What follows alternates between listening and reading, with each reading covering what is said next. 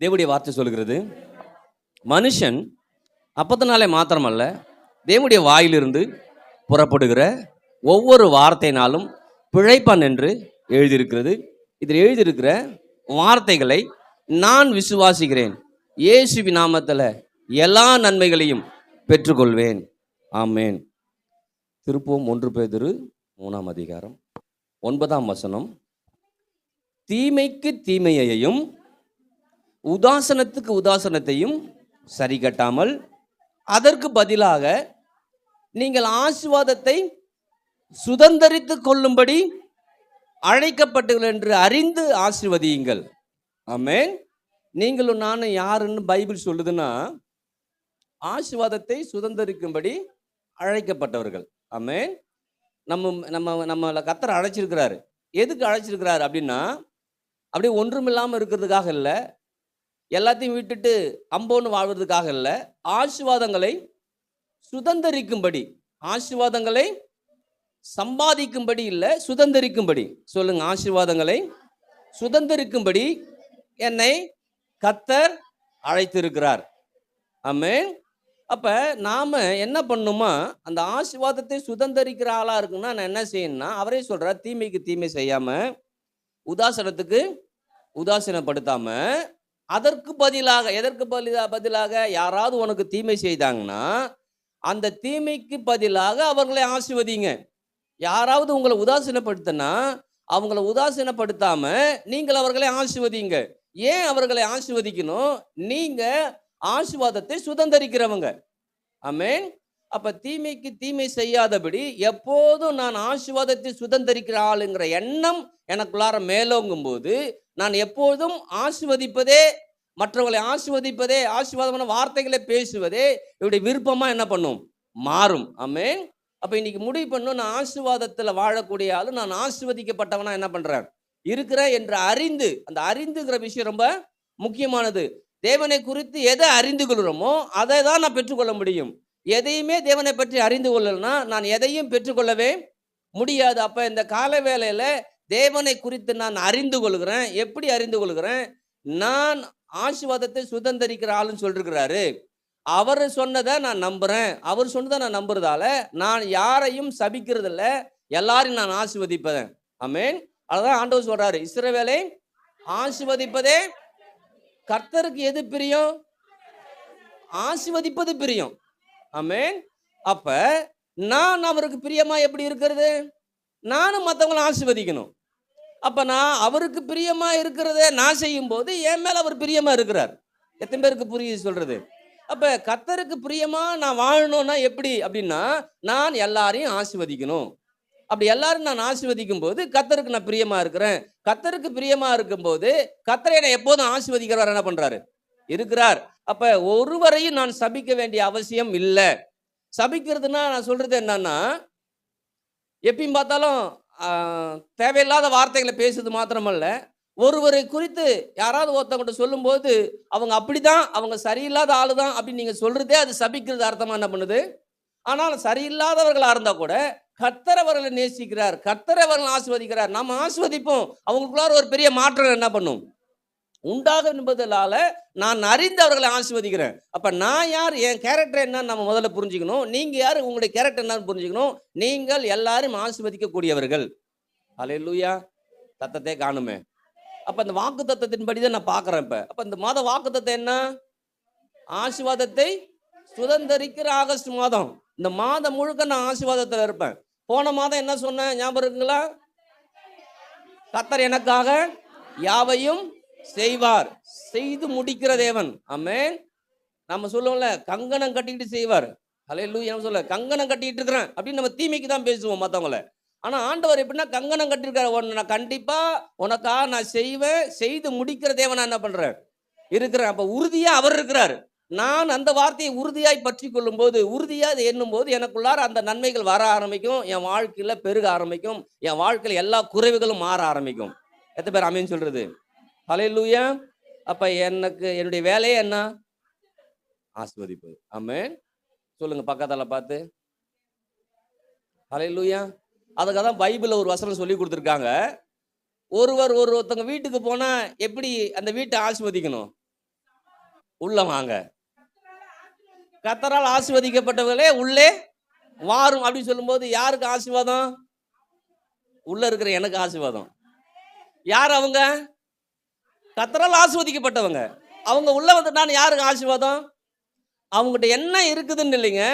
நம்ம என்ன நினைக்கிறோம்? என்ன இருக்குதோ அதை பொறுத்து தான் நினைக்கிறோம். நான் சொல்றேன், இப்ப சகோதரியை வரும்போது கர்த்தரால் ஆசீர்வதிக்கல உள்ள வாருன்னு சொல்ல பிறகு வந்துடுறாங்க. உள்ள வந்த பிறகு ஏதாவது குடு அப்படின்னா நான் அவங்கள்ட்ட எதை யோசிக்கிறேன்னு அர்த்தம். புரியுதா சொல்றது? இப்போ நான் உங்க வீட்டுக்கு வரும்போது கர்த்தரால் ஆசீர்வதி உள்ள வாருன்னு நீங்க கூப்பிடும்போது நான் வந்துட்டாவே அது ஆசீர்வாதம். ஹல்லேலூயா. நான் என்ன கொடுக்குறேங்கிறத பொறுத்து இல்லை, நானே ஒரு ஆசீர்வாதம். ஹல்லேலூயா. எத்தனை பேருக்கு புரியுது அது? ஏன்னா அங்க சொல்றாரு, ஆசீர்வாதத்தை சுதந்தரிக்கிறாள் என்று எண்ணி அறிந்து ஆசீர்வதி. கீழப்பரமையில் அப்படிதான் ஜெபம் ஆரம்பிச்சோம். ஜெபம் பண்ண ஆரம்பிக்கும் போது யார் வீட்டில் ஜெபம் பண்ணலான்னு யோசிச்சுட்டே இருக்கும்போது வசந்தா அம்மான்னு ஒரு அம்மா அங்கே இருக்கிறாங்க. அந்த வசந்தா அம்மா வீட்டில் எல்லாரும் ஒவ்வொரு வீட்டில் ஜெபம் பண்ண சொல்லும்போது அந்த அம்மா சொல்லிச்சு, என் வீட்டிலலாம் ஜெபம் பண்ண வேணாங்க ஐயா, ஆனால் விருப்பம் தான், ஆனால் ஜெபம் பண்ண வேணாம். ஏன் அப்படின்னா வீடே இல்லை. வீடு மாதிரி ஒரு வீடு இருக்கு, ஆனால் வீடு இல்லை. அப்போ சொன்னேன், உங்கள் வீட்டில் தான் முதல்ல நாம் என்ன பண்ணணும்? ஜெபிக்கணும் அப்படின்னு சொல்லி ஆரம்பித்தோம். போய் உட்காந்தா வாசல் தான், கரண்டும் கிடையாது, ஒன்றும் கிடையாது, எல்லாம் இருட்டு. ஃபோன் லைட்டை வச்சுக்கிட்டே உட்காந்து ஃபோன் ஜெபம் பண்ண வச்சுங்களேன். ஏதோ போனோம், ஒரு பாடலை பாடணும், 2 பாடலை பாடணும், வார்த்தையை சொன்னோம், ஆசீர்வதிச்சு ஆசீர்வாத வார்த்தையில் பேசிட்டு வந்தோம், அவ்வளோதான். ஆனால் கொஞ்ச நாட்களில், சில மாதங்களில் ஒரு பெரிய மாற்றம் ஏற்பட்டுச்சு. என்ன மாற்றம் தெரியுமா ஏற்பட்டுச்சு அவங்க வாழ்க்கையில்? 10 வருஷமா அவங்க வீட்டை ஒருத்தவங்களுக்கு அடமானத்துக்கு கொடுத்துருந்தாங்க. 10 வருஷமா. அப்போ 10 வருஷமா கொடுத்த அந்த வீடு வருமானம் அவங்களுக்கும் முடிஞ்சு போச்சு. வருமானம் அவங்களுக்கும் தெரியாது, வருமானம் எனக்கும். நான் போகணும், அந்த வீட்டை ஆசீர்வதிக்கணும், அவ்வளோதான். 2 பாடலை பாடி வசனம் சொல்லிட்டு வந்துட்டே இருந்தோம். ஆனால் சில மாதங்களில் மாற்றங்கள் அப்படியே வந்துச்சு. 10 வருஷம் நடக்காத ஒரு காரியத்தை கர்த்தர் செய்தார். அந்த அம்மா போய் பணத்தை கொடுத்து திரும்ப மீட்குவதற்கு ஒரு பெரிய வாய்ப்பை ஏற்படுத்தி, இன்னைக்கு இதை நான் படிக்கும்போது எனக்கு புரியுது, ஓஹோ நான் ஆசீர்வாதமான ஆளு போல் இருக்கு. நான் நினச்சிக்கிட்டேன் பணம் இருந்தால் ஆசீர்வாதம், பொருள் இருந்தால் ஆசீர்வாதம், கார் இருந்தால் ஆசீர்வாதம். இல்லை, நானே ஆசீர்வதிக்கப்பட்டவன். சொல்லுங்க, நான் ஆசீர்வதிக்கப்பட்டவன். நீங்கள் ஆசீர்வதிக்கப்பட்டவர்கள். அறிந்து ஆசீர்வதிங்க. ஹல்லேலூயா. இப்போ உங்கள்கிட்ட பணம் இல்லை, பிரச்சனை இல்லை, ஆனால் வார்த்தை இருக்குதா? அதை முதல்ல கொடுங்க. என்ன இருக்குதோ அதை கொடுங்க. இதை கொடுங்க. கொடுக்கும்போது பணமும் சேர்ந்து வரும். அப்போ அதையும் கொடுத்து ஆசீர்வதிங்க. பொருள் இருக்கும், பொருளை கொடுத்து ஆசீர்வதிங்க. அப்ப எப்போதுமே நான் ஆசீர்வதிக்கிறதுல நான் முன்னேறி இருக்கணும். ஏன்னா நான் ஆசீர்வாதத்தை பெற்றுக்கொள்வதில் முன்னேறி இருக்கிறேன். ஹல்லேலூயா. கனம் பண்ணதை பத்தி அண்ணா சொன்னார் இல்லைங்களா? கொடுக்கும்போது என்னை கனம் பண்ணுறீங்களே, நான் கனம் பண்ணுவேன். நான் ஒருத்தரை கனம் பண்ணும்போது கர்த்தர் என்ன பண்றாராம்? எத்தனை பேருக்கு புரியுது? அப்ப கனம் பண்றாரு. ஆனா கனம் பண்ணாதவர்களை என்ன ஆவாங்களாம்? இங்க அடிக்கிறது இல்லை. ஆண்டவர் யாரையும் கனவீனம் அடைய செய்வது அல்ல. அப்படி அந்த வேலையும் அவருக்கு இல்லை. எங்கேயாவது போய் கனவீனம் அடைவாங்க. நாம எப்படி இருக்கு தெரியுமா? கொடுக்கறதுல கிளவரா இருக்கிறோம், வாங்குறதுல பிளைண்டா இருக்கிறோம். கொடுக்கறதுல கிளவரா இருக்கிறோம். இப்ப ஆண்டவர் கொடுக்கும்போது 100 ரூபாயா கொடுக்குறது, சரி 50 ரூபா கொடுத்துட்டு 50 ரூபா நாளைக்கு வச்சுக்கிறோம்ல, அது கிளவர். நமக்கு புரிய மாட்டேங்குதுல்ல. 100 ரூபா வச்சுக்கிறோம், சில்லறையாகவும் இருக்குது. என்னன்னா 50 ரூபா வச்சுக்கிறாங்க, அப்படியே போடுன்னு அவங்களுக்கு தோன்றுது இல்லவே. அப்போ அவங்க கிளவராக யோசிக்கிறாங்க. எங்கே போகணும், அங்கே ஒரு டீயை குடிக்கணும், யூஸாக தான் போவாங்க, தப்பாலாம் கிடையாது. ஆனால் கிளவராக யோசிக்கிறாங்க. ஆனால் வாங்கிறது மட்டும் எப்படி யோசிக்கிறாங்க? பிளைண்டை கண்ணை மூடிக்கிட்டு ஆண்டவர் நான் ஜெபம் பண்ணும்போதெல்லாம் அள்ளி கொட்டணும், அமுக்கணும், குலுங்கணும், சரிந்து விழணும், வாரி கட்டணும், இப்படி தான் யோசிக்கிறாங்க. அப்போ எனக்கும் பாருங்க, நிறைய வசனம் நமக்கு தெரியும். எதை விதைக்கிறானோ அதை அறுப்பான், கொடுங்களா போது உங்களுக்கு கொடுக்கப்படும், சிறுக விதைக்கிறான் சிறுக அரிப்பான், எல்லா வசனமும் தெரியும். எனக்கு ஆண்டவர் கற்றுக் கொடுத்தாரு. எண்ணி அறிந்து நீ ஆசீர்வாதத்தை சுதந்திரிக்கிறாள் என்று அறிந்து நீ ஆசீர்வதிக்க ஆரம்பி. நீ கிளவரா யோசிக்காத, பிளைண்டா கொடு. பிளைண்டா கொடுத்தனா கிளவரா வரும். வந்துச்சு கிளவரா திரும்ப. ஹல்லேலூயா. வராம இருக்கவே இருக்காது. ஏன்னா வார்த்தை சொன்னதை செய்கிறோம். கனம் பண்ணும்போது ஹல்லேலூயா சொல்றாள், என்னை கனம் பண்ணுறேன்னா. அப்போ அவரை நான் கனம் பண்ணும் போதெல்லாம் கர்த்தர் என்னை கனம் பண்ண தயாராக ஒரு ஆளை ரெடி பண்ணிடுறாரு. ஹல்லேலூயா. அப்போ அதான் புரிஞ்சுக்கிட்டு நான் என்ன பண்ணுறேன்? கண்மூடித்தனமாக கனம் பண்ணணும். ஹல்லேலூயா. என்ன இருக்குதுன்னு நான் யார். எத்தனை பேருக்கு புரியுது சொல்லுங்க? நான் ஆசீர்வதிக்கப்பட்டவன். பணத்தாலேயோ பொருளாலேயோ நான் ஆசீர்வதிக்கப்பட்டவன் அல்ல. கர்த்தரின் ஆசீர்வாதம் என் தலை மேல இருக்குது. சஞ்சலமும் தவிப்பும் ஓடி போகுச்சு. ஆமென். அப்பதான் இன்னைக்கு நீங்க முதல்ல புரிஞ்சுக்கணும், நான் ஆசீர்வதிக்கப்பட்டவன். நான் ஒண்ணு இல்லாத ஆள் இல்ல. நீங்க ஒண்ணு இல்லாம ஆளா இருந்தா கூட நீங்க ஆசீர்வதிக்கப்பட்டவங்க தான். எத்தனை பேருக்கு புரியுது? சாப்பாட்டுக்கே வழி இல்ல, ஆசீர்வதிக்கப்பட்டவங்க. ஹல்லேலூயா. நீங்க யோசிச்சு பாருங்க, யாக்கோபு ஒன்றும் இல்லாம போறான், வெறும் கோலோட தான் போறான். அவன் எதை நம்பி போனான்? யோசிச்சு பாருங்க. அவங்க அப்பா ஆசீர்வாதம் வார்த்தையை சொன்னாரு பாருங்க, அது அவனுக்குள்ளார குளிர்ச்சியை உண்டாக்கிடுச்சு. ஆசீர்வாதம் வார்த்தைகளை பிடிச்சிக்கிட்டேன், அது என் காதல வாங்கிட்டேன், அது எனக்குள்ளார ஓடிக்கிட்டு இருக்குது. நான் எங்க போனாலும் எது என் பின்னாடி வரும்? ஆசீர்வாதம் பின்னாடி வரும். தனியால போறாங்க, ஆசீர்வாதம் அவனை தேடி போகுது. எங்க போனாலும் அவனுக்கு ஆசீர்வாதம். ஹல்லேலூயா. அப்ப யோசிச்சு பாருங்க, அவன் தனியா இருக்கிறான், ஆளு இல்ல, தூங்குறதுக்கு இடம் இல்ல, படுக்கிறது இடம் இல்ல, எங்க போறன்னு தெரியல. எங்க போனாலும் எங்க இருந்தாலும் அவனை ஆசீர்வதிப்பதற்கு ஒரு கடவுள் கூட போயிட்டு என்ன பண்றாரு? அன்னைக்கு இரவே காண்பிக்கிறாரு இல்லையா? போய் அன்னைக்கு தான் போறான், நைட்டு வந்துருது. அதன் பிறகு நடந்த நைட்டு சொல்லல. புரியுதுங்களா? கடந்து போறான், போன அன்னைக்கு ஒரு நைட்டு வருது, இரவு வருது. இரவு வந்தவனே படுக்கிறான். படுக்கும் போதே ஆண்டவர் சொப்பனத்தில் என்ன பண்றாரு? காண்பிக்கிறாரு. காண்பிக்கும் போது அவனுக்கு விளங்கிடுச்சு, அந்த ஆசீர்வாதம் வேலை செய்யுது. ஆசீர்வாத தேவன் என் கூட என்ன பண்ணிட்டாரு? வந்துட்டார். ஹல்லேலூயா. நீங்க அதான் சொல்றேன், உங்க மைண்ட்ல எப்ப பார்த்தாலும் பணம் ஏறி நிக்க கூடாது, பொருள் ஏறி நிக்க கூடாது, ஆசீர்வாதத்தின் தேவன் ஏறி நிக்கணும். ஹல்லேலூயா. நின்னுச்சுன்னா அவர் ஒண்ணு ஒண்ணா இறக்கிட்டு இருப்பாரு. அது எல்லாம் என் கரகத்துல என்ன பண்ணும்? ஒரு எத்தனை பேர் ஆமென் சொல்றது? அப்ப ஆசீர்வாதத்தை சுதந்தரிக்கிற ஆளு நான். தாராளத்தின் தேவன் என்னை ஆசீர்வதிப்பது கொல்ல பிரியமா இருக்கிறாரு. எப்படி நான் என் பிள்ளைகளை ஆசீர்வதிப்பதுல எவ்வளவு பிரியமா இருக்கிறனோ, அதை காட்டிலும் கோடி மடங்கு என் மேல பிரியமா இருக்கிறார். ஹல்லேலூயா. அதான் சொல்றேன், எனக்காக இயேசுவை கொடுத்தார். நான் அடிக்கடி யோசிக்கிறது, சகல ஜனங்களுடைய பாவம் தான், கரெக்ட் தான், ஒன்றும் பிரச்சனை இல்லை. ஆனால் நான் எப்படி யோசிப்பேன்னா, என் ஒருவருக்காக இயேசு பிறந்தார், என் ஒருவருக்காக இயேசு மரிச்சார். இந்த ஒருவருக்காகவே என்ன நேசித்த தேவன் எனக்காக இயேசுவை கொடுத்திருக்கிறார் அப்படின்னா, அவரை காட்டிலும் பெஸ்டா வேற எதையும் கொடுக்கவே எத்தனை பேருக்கு புரியுது? அப்ப சிலதெல்லாம் சுயநலமா எடுத்துக்கணும். இது என்னது? கர்த்தர் எனக்காக இயேசு அனுப்புனார், ஏன் பாவத்துக்காக, ஏன் சாபத்துக்காக. அப்ப எல்லாத்தையும் போக்கிட்டாரு. நான் ஆசீர்வதிப்பது அதிக. ஆமென். ஹல்லேலூயா. அப்ப நீங்க சாதாரண ஆளு. உங்களை பார்த்து சாதாரணமா யோசிச்சிடாதீங்க. நான் படிக்கலைங்க, எனக்கு யாரும், இதெல்லாம் அபத்தமான பேச்சு. எனக்கு யாரும் கொடுக்கலைங்க, நானே ஆசீர்வாதங்க, நான் எனக்கு யாரும் கொடுக்கணும், நான் கொடுக்க போறேன். நீங்க அப்படி எண்ணுங்க. அப்படி எண்ணும் போது தான் நீங்க மற்றவர்களை ஆசீர்வதிக்க ஆரம்பிப்பீங்க. அந்த ஆசீர்வாதம் உங்களுக்குள்ள வந்துகிட்டே என்ன பண்ணும்? இருக்கும். ஆமென். ஏன்னா இது யாருடைய ஆசீர்வாதம்? ஆபிரகாம் கொடுத்த. யாருக்கு கொடுத்த ஆசீர்வாதம்? ஆபிரகாம் கொடுக்கிறாரு. நான் உன்னை ஆசீர்வதிக்கிறவளை ஆசீர்வதிப்பேன், உன்னை சபிக்கிறவனை. அப்ப யோசிச்சு பாருங்க, நான் உன்னை ஆசீர்வதிக்கிறவனா நான் ஆசீர்வதிக்க போறேன். அப்ப ஆபிரகாமை யாரெல்லாம் ஆசீர்வதிச்சாங்களோ அவர்கள் எல்லாரும் ஆசீர்வதிக்கப்பட்டவர்களா மாறினாங்க. ஆசீர்வதிக்கப்பட்டவர்களா மாறினால திரும்பவும் அவர்கள் இவர்கள் என்ன பண்றாங்க?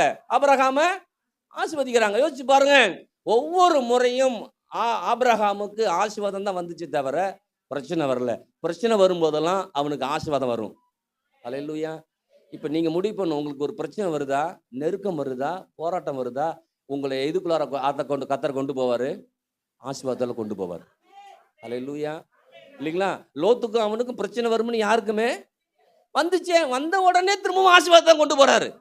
ஹல்லேலூயா.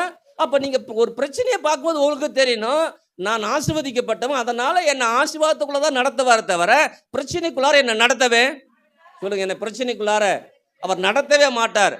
என் மேல கொல்ல ஆசையா இருக்கிறார். என்னை ஆசீர்வதிப்பதே கர்த்தருக்கு பிரியம். ஆமென். சின்ன பிள்ளைலாம் கொஞ்சுவீங்களா? கொஞ்சிருக்கீங்களா? இல்ல மூஞ்ச பாருன்னு சொல்லுவோமா? சில பேர் அப்படி இருக்கிறாங்க, மூஞ்சா பாறான், ஒப்பனை மாதிரியே பிறந்திருக்குன்னு. கொல்ல பிரியம். சொல்லுங்க, கொல்ல பிரியமா இருக்கு என் மேல. எதுக்காக பிரியமா இருக்க தெரியுமா? என்ன ஆசீர்வதிச்சு, நான் செய்யற வேலையை ஆசீர்வதிச்சு, என் பேரை பெருமைப்படுத்துற அளவுக்கு விடவே.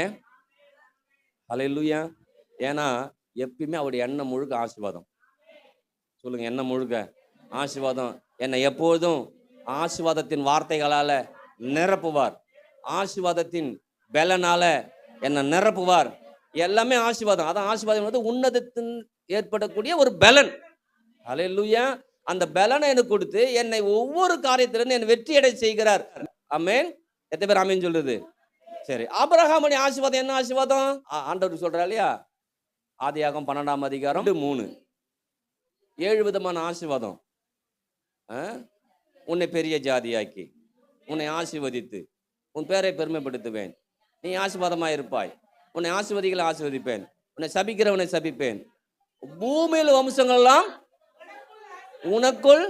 யோசிச்சு பாருங்க, என் மூலமாக தான் எல்லாருக்கும் ஆசீர்வாதம் போக போகுது. வர்றது இல்லை, போக போகுது. நீங்க சாதாரணமான ஆளா இருக்கலாம், உங்களோடு இருக்கிற கடவுள் ஆசீர்வாதத்தின் தேவன், அந்த தேவன் உங்கள் மூலமாக ஆசீர்வாதத்தை மற்றவங்களுக்கு புறப்பட பண்ணுகிறார்.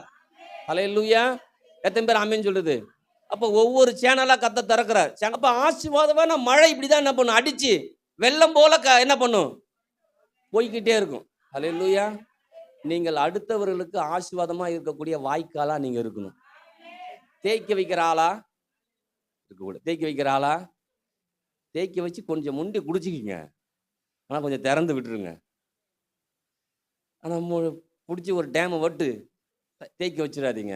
ஏன்னா அந்த ஆசீர்வாதம் போக போக தான் திரும்ப என்ன பண்ணும், நீங்கள் ஆசீர்வதிக்கப்பட்டு என்ன பண்ணும், யாரை பார்த்தாலும் என்ன பண்ணணும், நீங்கள் திட்டவே கூடாது.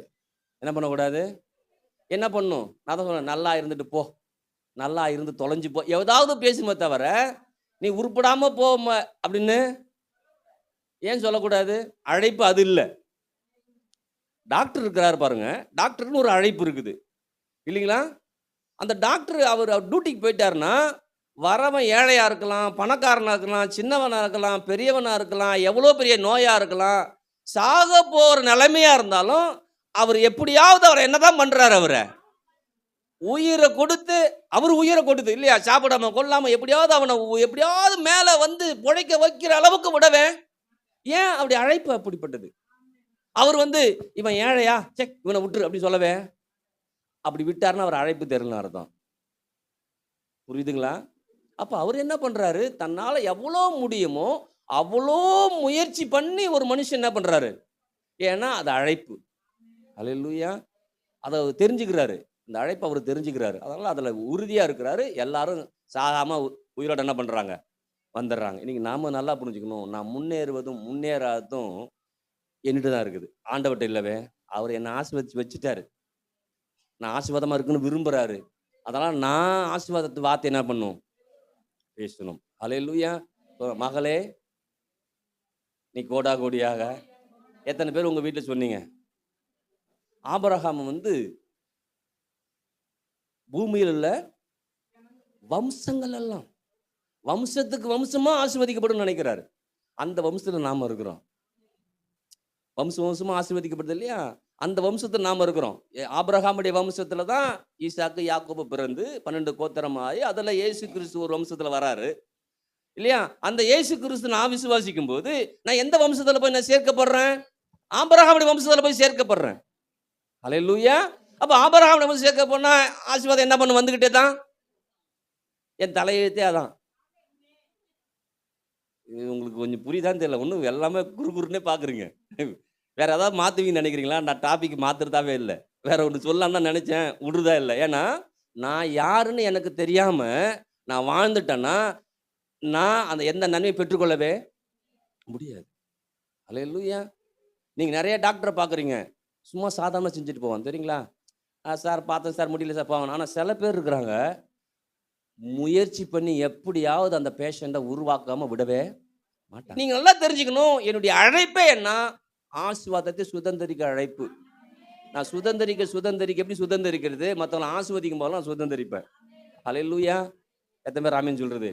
இன்னும் சொல்லுது, பைபிள் சொல்லுது, ஆபிரகாம் சந்ததினா அது எந்த சந்ததியா, வாக்குத்தத்தத்தின் சந்ததியா. வாக்குத்தத்த சந்ததி காட்டில் இன்னொரு மொழிபெயர்ப்பு சொல்லுது, வாக்குத்தத்தத்தின் வாரிசாம். நம்மெல்லாம் யாரா, வாக்கு தத்தத்தின், அது புரியுது, வாரிசுனா புரியுது, ஏன்னா நம்ம பிள்ளைக்கு வாரிசு இருக்குல்ல, அதெல்லாம் நல்லா புரியுது. வாக்கு தத்தத்தின் வாரிசு. அப்ப நான் இந்த வாரிசு நல்லா இருக்குன்னா எது ரொம்ப முக்கியம், அந்த அந்த பிள்ளைக்கு வாக்கு தத்தம் ரொம்ப அவசியம். ஆமென்.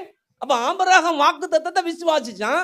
அதை அவர் அவனுக்கு நீதியாக எண்ணினார். நான் இன்னைக்கு அவருடைய சந்ததியா இருக்கிறேன். நானும் எதை தான் விசுவாசிக்கணும்? வாக்குத்தத்தம் பண்ணினவர் உண்மை உள்ளவர். வாக்குத்தத்தத்தை சொன்னவரா நான் நம்புறேன். வாக்குத்தத்தத்தையும் நம்புறேன். அப்ப நான் என்ன பண்ணுவேன்? வாக்குத்தத்தத்தின் வாரிசா நான் இருப்பேன். ஹல்லேலூயா. எத்தனை பேருக்கு புரியுது? யாரு? ஆபிரகாம் எப்படி இருந்திருப்பாரு? எப்படி இருந்திருப்பாரு? குறுக்கி போய் உக்காந்து என்ன பண்ண போறேன்னு தெரியலையே, காலையிலே 1/2 லிட்டர் பால் வாங்கணுமே, அதை டீ போறதுக்கு என்ன பண்றதுன்னு யோசிச்சுப்பாரு. அங்க பால் பண்ணை இருக்குது. எந்த மாட்டு பால் நல்லா இருக்குதுன்னு டேஸ்ட் பண்ணி பார்க்குற ஆளு. நான் யார் வாரிசு தெரியுமா? ஹல்லேலூயா. அந்த வாரிசுல நான் இருக்கிறேன், அந்த வாரிசு நீங்க இருக்கிறீங்க. அதுவா நான் என்னை மாற்றிக்கொள்ளும் போது இல்லைங்களா? நீங்க யோசிச்சு பாருங்களேன். பிள்ளைங்களை ஒரு ஒரு ப்ரோக்ராமுக்கு நடிக்க போகுது. இப்போ காமராஜராக நடிக்க போகுது இல்லைங்களா? நடிக்கும்போது அந்த பிள்ளை சின்ன பிள்ளை தான், ட்ரெஸ் கிஸ்லாம் போட்டுட்டு போயிட்டு நிற்குது. நின்னவுடனே காமராஜ் மாதிரி என்ன பண்ணுது? அது பேசுது. எல்லாரும் என்ன பண்ணுறோம்? பாரா, சின்ன பையன் காமராஜ் மாதிரியே பேசுகிறானே. அது எப்படி நடந்துச்சு? அவனுக்குள்ளார அந்த காமராஜரை உள்ள வாங்குறான். என்ன பண்ணுறான்? உள்ள வாங்குறான். சொல்லி கொடுத்துறாங்க இல்லையா? படித்து முடிச்சுக்கிறான். கடன்னு அதே என்ன பண்ணுறான்? அப்போ காமராஜர் இப்படி நடப்பார், இப்படி உட்காருவார், இப்படி பேசுவார், இப்படி இரும்புவார், இப்படி சட்டையை போட்டிருப்பார், துண்டை இப்படி தூக்கி போடுவார், எல்லாம் உள்ள வாங்கிட்டான். உள்ள வாங்கினா அதே மாதிரி இருக்கிறான். அவனை ரசிப்பீங்களா? காமராஜர்னு பேர் வச்சுக்கிட்டு துண்டும் போடாம இருக்கணும், ரசிப்புமா? புரியுதா சொல்றது? அப்போ அவனுக்கு வரவேற்பு அதிகமாக இருக்கும். அவன் தான் ஃபர்ஸ்ட் பரிசு என்ன பண்ணுவான்? அப்போ நான் எதை விசுவாசிக்கிறேன்? நான் வாக்குத்தத்தத்தின்படி நான் சந்ததியா இருக்கிறேன்னு விசுவாசிக்கிறேன். ஹல்லேலூயா. சத்தமே காணுமே. கொஞ்சம் கடுமையா போதா? எனக்கு நல்லா இருக்கு வாரிசா இருக்கிறதுல. ஹல்லேலூயா. அப்ப வாக்குத்தத்தத்தின் வாரிசா நான் இருக்கிறதால வாக்குத்தத்தத்தை நான் பிடிச்சிக்கும் போது வாரிசுடைய வாழ்க்கையில வாக்குத்தத்தம் நிறைவேறும். கண்டிப்பா உங்க வாழ்க்கை நிறைவேறும். அதான் நீங்கள் யார் என்று அறிந்து ஆசீர்வதிங்க. வாயை திறந்து சபிக்காதீங்க. சபிக்காம இருந்தாவே ஆசீர்வாதம் வந்துடும். ஹல்லேலூயா. அப்புறம் ஆசீர்வாதத்தை பேசுங்க. நீங்க செய்யறதால ஆசீர்வாதம் இல்லை, உள் வாங்குறதால தான் ஆசீர்வாதம். எத்தனை பேருக்கு புரியுது? இல்லைங்களா? நம்ம ஜெபம் பண்றோம், 5 மணி பிரேயர் பண்றோம், உபவாசம் பண்றோம், பாட்டு எல்லாம் ஓகே. அதனால என்ன கர்த்தரை ஆசீர்வதிக்கிறது இல்லை. புரியுதுங்களா? அப்படி வந்துடாதீங்க. காலை 5 மணிக்கு பிரேயருக்கு நான் 5 மணிக்கு பிரேயரை கலந்துக்கிட்டேன்னா கர்த்தர் ஆசீர்வதிச்சிருவார். அப்படி இல்லை. கர்த்தர் ஆசீர்வாதத்துல நான் இருக்கணும்னு கர்த்தர் விரும்புறார். அதற்காக என்னை கூட்டி சேர்க்கிறார். ஹல்லேலூயா. கர்த்தர் என்னை ஆசீர்வதிக்கணும்னு வச்சுக்கிறாரு. அன்னைக்கு ஒரு வார்த்தை கொடுக்க போறேன், நான் அந்த ஆசீர்வாதத்தை பெற்றுக்கொள்ள. ஆனா கிறிஸ்துவம் இப்படி ஆகி தெரியுமா? இப்படிதான் ஆகி போச்சு. நான் 40 நாள் உபவாசம் பண்ணா கர்த்தர் எனக்கு என்ன பண்ற எல்லாத்தையும். ஆனா ஒண்ணு கூட செய்யவும் மாட்டார். ஏன்னா அது ஒன்னால தான் வந்ததுன்னு உனக்கு கிரெடிட் ஆயிடும். கிரெடிட் அவருக்கு போகணும். அப்ப நான் அவரை விசுவாசிக்கணும். அவர் விசுவாசிக்கும் போது அவருக்கு கிரெடிட் போகும். எத்தனை பேருக்கு புரியுது? ஹல்லேலூயா. ஏன்னா வேதம் சொல்றது, நியாயப்பிரமாணத்தினாலே எவனும் நீதிமானாய் ஆக முடியாதுன்னு பைபிள் சொல்லுது இல்லையா? அப்ப நான் செஞ்சுதான் அந்த நன்மை பெற்றுக்கிறேன்னா அது யாருக்கு போகுது? எனக்கு தான் வரும். அப்ப அது அவருக்கு எந்த பலனுமே அதுல இல்ல. அப்ப அவர் என்ன நினைக்கிறாரு? எப்பா உனக்கு பலன் வேணுமா? என்ன விசுவாசி, என்ன நம்பு, எனக்காக வாழ ஆரம்பி, என்ன யோசிச்சு வாழு. அப்படி யோசிச்சு நீ வாழ்ந்தன்னா உனக்கு ஆசீர்வாதம் என்ன பண்ணும்? வரும். ஆமென். எத்தனை பேருக்கு புரியுது? அப்ப இன்னைக்கு நல்லா புரிஞ்சுக்கணும். நீங்க யாரு? ஆசீர்வாதத்தை சுதந்திரிக்கிற ஆளு. நான் அப்படிதான் எல்லாத்தையும் ஆசீர்வதிக்க போறேன். ஹல்லேலூயா. மகளே, நீ கோடாகோடியாக இந்த பெருக்கல்ல எல்லாவற்றிலும் ஆஸ்தியில, அந்தஸ்துல, ஞானத்துல, கிருபைகள்ல, தாளந்துகள்ல, ஆற்றல் எல்லாத்துலயும் பெருக்கும். ஆமென். நீங்க ஒவ்வொருவரையும் கர்த்தர் அப்படிதான் சொல்றாரு. நீங்க பக்கத்துல பார்த்து சொல்லுங்க பார்ப்போம். என்ன சொல்றதுன்னு தெரியலையா? மூஞ்சி பார்த்த உடனே பக்கத்துல மூஞ்சி பார்த்தா என்ன சொல்றது தெரியலையே. ஐயையோ, நீ கோடா கோடியாக பெருவாயாக சொல்றாங்கல்ல. பகஞ்சர்களின் வாசல்களை சுதந்திரத்துக் கொள்வேன். எப்படிலாம் தோணுது பாரு மனுஷனுக்கு. அது என்ன, அதான் நான் அப்படி உட்காந்துருக்காது. இட்லியும் சாப்பிடல, சட்னியும் சாப்பிடல அப்படின்னு. நல்லா நல்லா திரும்பவும் பாருங்களேன். எனக்கு எப்பயுமே இந்த ஆசீர்வாதத்தை பேசினா நிறுத்தவே முடியாது, வந்துகிட்டே இருக்கும். ஏன்னா நான் அதை சுதந்திரிக்கிற ஆளுன்னு தெரிஞ்சிருச்சு. எதுனாலும் சுதந்தரிப்பேன் கேட்குறான். எதனால சுதந்தரிப்பேன்?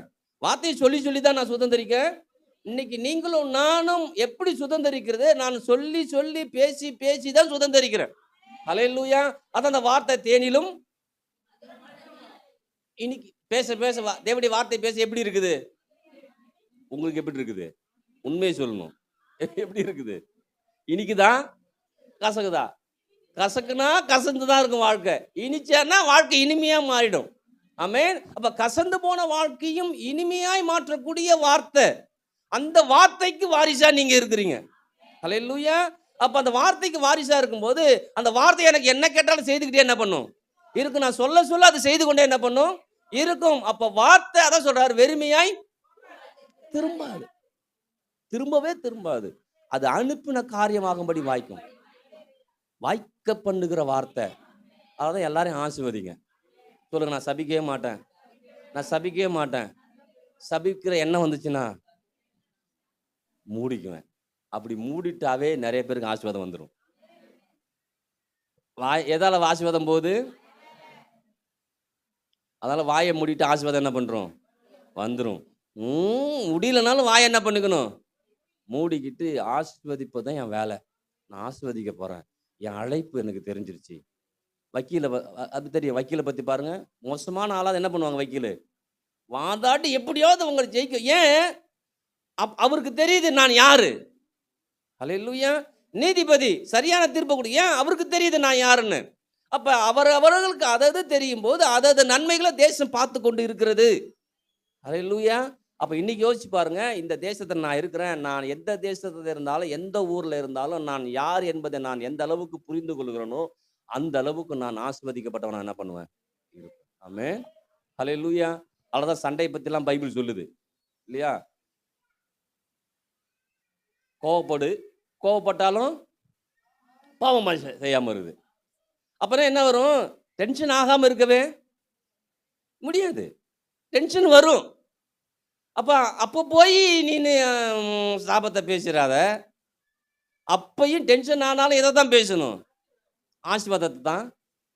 கோபம் செய்தாலும் பாவம், கோவப்பட்டாலும் பாவம் பண்ணாமல் இருக்கணும். அப்போ பாவம்னா என்னன்னா, கோபம் வந்துடுது, பலாறு ஒன்று அடிச்சிடறேன், ஒரு வார்த்தை என்ன பண்ணுறேன்? பேசிடுறேன். அது பாவம் ஆயிடுது. இது என்ன பண்ணுறோம்? வாரிசாக இருக்கோம் இல்லையா? அப்போ அந்த வாரிசாக இருக்கிறதா அது நிறைவேறுது. அதை விட்டுட்டு அடுத்த நாள் தான் அப்படின்னா முடிஞ்சிச்சு சொல்லி. எல்லாம் புரியுதுன்னு நினைக்கிறேன். அப்போ இப்படிலாம் இருந்த சண்டை வீட்டில் என்ன பண்ணாது? வராது. 2 பேரும் சொல்லிக்கிறாங்க, மொத்தம் சண்டை வரும்னு சொல்கிற மாதிரி உட்காந்துக்கிறீங்க. அப்படிதான். ஆனால் அதன் மத்தியில் நான் ஒன்றை சொல்கிறேன். அதை தான் ஆளுகை பற்றி பேசிட்டு இருந்தேன்.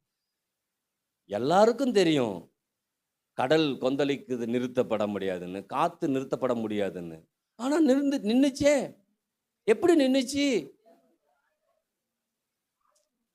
ஆளுகை யாருன்னு அவருக்கு தெரியுது. அதனால அதை பேசுறாரு. இவங்களுக்கு யாருன்னு தெரியாம தானே பயந்துட்டு இருக்கிறாங்க இல்லைங்களா? அப்ப இவங்களும் ஒரு நாள் இல்லைங்களா, அந்த பார்த்தோம்ல பேதுரும் யோவானும் தேவாலயத்தில் வரும்போது சப்பானே, இவங்களுக்கு தெரியுது இது முடியாது தான். ஆனா அவரால் முடியும். பேசுறேன், தூக்கி விடுறேன், தூக்கி அந்த விட்டவனே குதித்து நடக்கிறானே. ஏன்னா அது வரைக்கும் அவங்களுக்கு தெரியல. ஒவ்வொரு முறையும் அப்ளை பண்ணி பார்க்குறாங்க. அப்ளை பண்ணி பார்க்க அந்த ரிசல்ட் நல்லா தான் என்ன பண்ணுது. அப்போ அந்த ரிசல்ட்டை பார்க்கும்போது நான் என்ன பண்ணும்? நானும் அப்ளை பண்ணி பார்க்குறோம். ரிசல்ட் வருமா வராதா? வரும். ஹல்லேலூயா.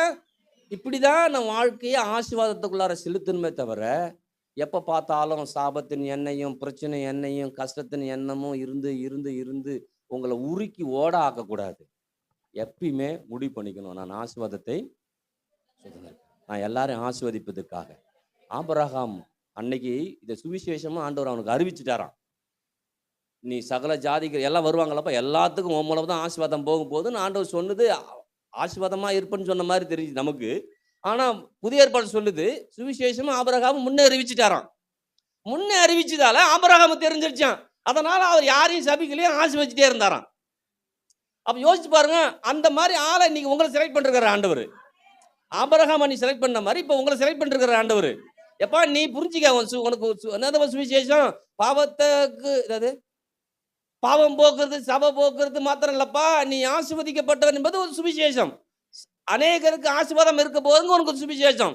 இன்னைக்கு நான் இந்த சுவிசேஷத்தை நான் கேட்டுக்கிறேன். அன்னைக்கு ஆபிரகாம் அதை கேட்டதால தான் யார்கிட்டையும் வம்பு பண்ணாம அவன் உண்டு அவன் வேலை உண்டு எல்லாத்தையும் ஆசீர்வதிச்சுட்டு போயிட்டே இருந்தான். அவனுக்கு ஆசீர்வாதம் வந்துட்டே இருந்துச்சு.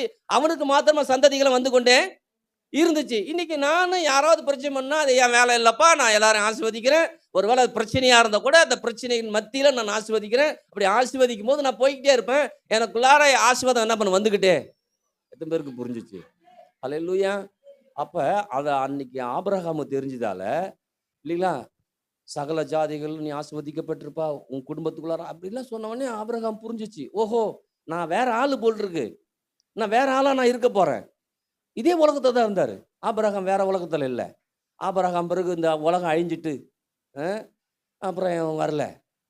ஹல்லேலூயா. நோவாவுக்கு பிறகுதான் ஆபிரகாம் வந்தாரு. நீங்க பார்க்கறத பார்த்தா நோவாவுக்கு முடி வந்த மாதிரி தெரியும் சொல்றீங்க, பாக்குறீங்க. இதே உலகத்தை தான் ஆபிரகாம் இருந்தாரு, இதே உலகத்தை தான் இயேசு இருந்தார். எத்தனை பேருக்கு புரியுது? ஹல்லேலூயா. இதே உலகத்தை தான் அவங்களும் வாழ்ந்தாங்க, நல்லா வாழ்ந்துட்டாங்க. ஹல்லேலூயா. நாமளும் நல்லா வாழ்வோம், நீடித்த ஆயுள்ல இருப்போம், நம்மளும் கால் பதிச்சுட்டு தான் போவோம். ஹல்லேலூயா. எல்லாத்துக்கும் இந்த கல்வெட்டு வைக்கிறாங்களே, எது கல்வெட்டு வைக்கிறாங்க? இந்த கல்வெட்டு 5 வருஷம் தான் இருக்கும், அப்புறம் எடுத்துருவான். நம்ம கல்வெட்டு எடுக்கிறதே இல்லை, நிலைச்சிருக்கும். ஹல்லேலூயா. அப்போ நான் ஆபிரகாமுடைய வாரிசு. ஆபிரகாம் எப்படி செல்வ சீமானா வாழ்ந்தானோ அதே போல் நான் செல்வ சீமானா என்ன பண்ணுவேன்? வாழ்வேன். ஆபிரகாமுக்கு என்னைக்காவது எனக்கு சாராளே எனக்கு கொஞ்சம் காலை வலிக்குது, எனக்கு ரொம்ப கழுத்தெல்லாம் வலிக்குது இல்ல, குறுக்கு வலிக்குதுன்னு ஆபிரகாம் சொல்லல. கால் வலிக்குது, எவ்வளோ நாள் நான் நடந்துட்டு போவேன், காலு நாளாவ காலு தேய தேய தான் எனக்கு முட்டு வலி தேய தேயதான் சொல்றோம். நம்ம முட்டு வலி எதுக்கு வருது சொல்றாங்க இல்லையா? நாளாயினா முட்டு தேஞ்சிரும், முட்டு தேஞ்சா வலி வரும். ஆனா ஆபிரகாம் அது ஒரு ஆசீர்வாதம். சுகம் என்பது ஒரு பெரிய ஆசீர்வாதம், ஆரோக்கியம் என்பது ஒரு பெரிய ஆசீர்வாதம். அது மாத்திரமல்ல, 100 வயசுல தான் 20 வயசு ஆக்குறாரு. 100 வயசு ஆகி போச்சுங்க. இவனுக்கு 100 வயசு ஆச்சுன்னு நினைக்கிறான், சாராளுக்கு 90 வயசு ஆச்சு இருக்கிறான். ஆனா அப்படியே ரீபில்ட் பண்றாரு ஆபிரகாம. 20 இவருக்கு 25 வயசாவும் சாராளுக்கு 20 வயசு ஆகி போச்சு. அப்ப திரும்ப ஒரு வாழ்க்கை ஆரம்பிக்கிறாங்க பாரு. ஆசீர்வாதம். ஏன்னா அவங்க எதை நம்புறாங்க? தேவன் கொடுத்த வாக்கு தத்தத்தை நம்புற, வார்த்தையை நம்புறாங்க. அப்ப என்ன பண்ணுது? 100 வயசு ஆனாலும் திரும்ப 20 வயசு 25 வயசு ஆகிடுது. ஆமா தானே? இன்னைக்கு அது ஒரு சுகம், அது ஒரு ஆசீர்வாதம். அதான் சொல்றான், நீங்க யாரு? ஆசீர்வாதத்தை சுதந்திரிக்கிற ஆளு, ஆசீர்வாதத்தில் இருக்கிற ஆளு. நான் ஆசீர்வதிப்பேன். அப்ப சுகம் என்னுடைய பிறப்புரிமை. உங்களுக்கு சொன்னால பர்த் ரைட்டு, எனக்கு உரிமை இருக்குது. எதுக்கு உரிமை இருக்குது? நமக்கு நம்ம அப்பா வச்சிருக்க 4 சிண்டைங்க, அதுல சிண்டை பிடிச்சி எனக்கு ஒரு சிண்டுன்னு இல்லை. அது சிண்டை பிடிங்க, சிண்டை பிடிக்காம போங்க. எதுக்கு உரிமைனா, சுகமா இருப்பது என்ற உரிமை, ஆரோக்கியமா இருப்பது என்ற உரிமை. அந்த உரிமையை நான் இழக்கவே மாட்டேன். அப்ப 100 வயசு ஆபிரகாம் 20 வயசு 25 வயசு ஆனது உண்மைன்னா, நானும் சுகத்தோட இருப்பது. அப்ப சில நேரம் கால் வலிக்கும் போது என்ன சொல்லணும்? 40 வயசு ஆகி போச்சுல. இல்ல, ஆபிரகாமுடைய ஆசீர்வாதம் எனக்கு வந்திருக்குது, என்ன ரீபில்ட் பண்றாரு இல்லையா? வாரி இறைத்தும் விருத்தி அடைவாரம் உண்டு, கஞ்ச பிசினு தன்னை பண்ணும், வறுமையிடம் எல்லாம் விஷயமும் தெரியும். ஆனா வாரி இறைக்க முடியலையே. ஆனா வாரி இறைச்சாதானே வரும்னு சொல்றாரு. அப்ப வாரி இறைக்க தயாராகும் போது, ஹல்லேலூயா. நீங்க அந்த நிலம் விதைக்கிறவங்க தெரிஞ்சா உங்களுக்கு தெரியும், எல்லாரும் போய் அந்த நாத்தாங்காலுக்கு விதைக்க மாட்டாங்க, நெல் விட மாட்டாங்க, தெரியுமா? ஏன்னா அவங்க விதைக்க தெரியாது. ஆனா விதைக்கிற ஆள் பார்க்கும்போது சும்மா அப்படி இப்படி தூவுற மாதிரி தான் இருக்கும். ஆனா 3ஆவது நாள் பார்க்கும்போது எல்லாம் பச்சை பசேர்னு வந்திருக்கும். அப்ப என்ன அர்த்தம்? நல்லா விதைக்கிற ஆளு. ஹல்லேலூயா. இப்ப பசுமை வரல, விதைக்க தெரியாத ஆளா இருக்கிறோம். விதைக்க தெரியாம ஆளா என்ன பண்றோம்? இருக்கிறோம். நீங்க விதைக்கிறதுக்கு என்ன ஆள் இல்லைங்க. விதைக்கன்னு முடிவு பண்ணினா விதைக்கிறதுக்கு விதையை கொடுப்பார், புசிக்கிறது ஆகாரத்தை கொடுப்பார்.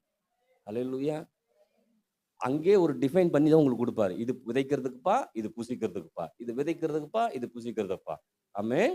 அப்ப முடிவு பண்ணிக்கணும், நான் சுகத்தோடு இருப்பேன், பலத்தோடு இருப்பேன், ஆரோக்கியத்தோடு இருப்பேன், சகல சம்பத்துகளால நான் நிறைஞ்சிருப்பேன். என்ற குறைவு என்ன பண்ணாது, இருக்காது. ஆமென். ஹல்லேலூயா.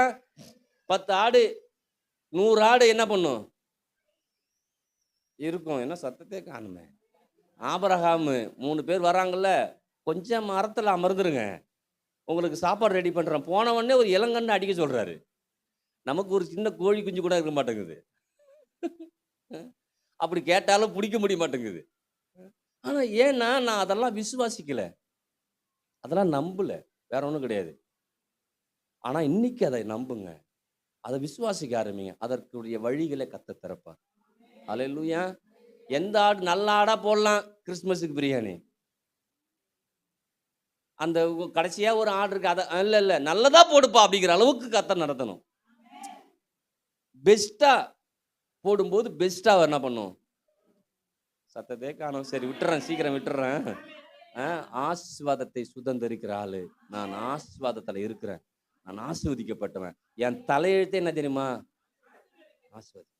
என் தலையெழுத்தே நான் ஆசீர்வாதமா இருக்கணும், என் தலையெழுத்தே ஆசீர்வாதமா. இதெல்லாம் நீங்க வீட்டுல பேசுங்க, ஆசீர்வாதம் வார்த்தையில வீட்டுல பேசுங்க, பிள்ளைகளை பார்த்து பேசுங்க, குடும்பத்துல பேசுங்க, மற்றவங்களை பார்த்து பேசுங்க. எப்போதும் பேச பேச பேச பேச பேச பேச அப்படியே எச்சி உங்களுக்குள்ளார ஊற ஆரம்பிச்சிடும். எம்மா இனிமையா இருக்குது. பணம் கொடுக்காத ஒரு சந்தோஷத்தை இந்த வார்த்தை கொடுக்கும். இந்த வார்த்தைக்குள்ள சந்தோஷம் பண்ணா பணம் வந்துடும். ஆனா பணத்தை குறித்து பெரிய வெறுப்பு வந்துச்சுன்னா வரவே வராது. பணத்துக்கு ரோசம் இருக்குது. மனுஷால மட்டும் ரோசம் இருக்குன்னு நினைக்கிறீங்களா? பணத்துக்கு ரோசம் இருக்குது. அப்ப வரும்போதெல்லாம் அந்த பணத்தை ஆசீர்வதிங்க. 100 ரூபா வச்சு என்ன பண்றது, இதெல்லாம் ஒன்றுத்துக்கும் உதவாது அப்படின்னு சொல்லாதீங்க. 100 ரூபா வந்தால் அதை ஆசீர்வதிச்சு, ஆண்டவரே இதை பெருக்குங்க, பழுகுங்க, பெருகுங்க, நிரப்புங்க, இது அநேகருக்கு ஆசீர்வாதமாக இருக்கட்டும். 100 1000 ஆக்குவார், 1000 லட்சமாக ஆக்குவார். அவரால் முடியாதுன்னு ஒண்ணுமே கிடையாது. ஹல்லேலூயா. என்ன இன்னைக்கு சொன்னது என் காதல ஒழிச்சுக்கிட்டே இருக்கு. மைக்கேல் பிரதர், உங்களுக்கு ஒரு பக்கத்தை யோசிக்காதீங்க, 360 டிகிரியும் உங்க மேல ஆசீர்வாதம் வருங்க. மொத்த உலகம் உங்களை தான் பார்க்கும்.